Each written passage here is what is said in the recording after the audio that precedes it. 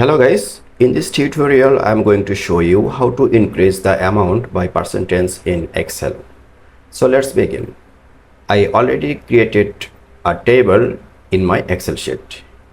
So I'm going to increase this amount by 15, this amount by 25%, this amount by 30%, and so on.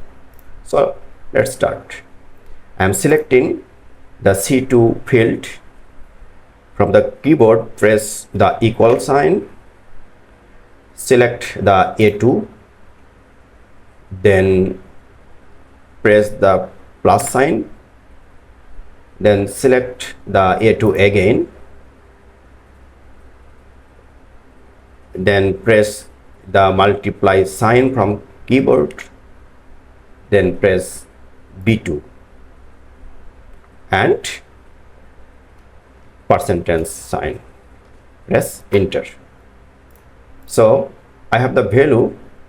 Now I have the value with the 15% increment of 3500. Now I will copy this formula for other fields. So this is very easy technique. Select this field and drag this to bottom, and you see the same formula is applied all the fields. This is how we can get the increased amount by percentage in Excel sheet.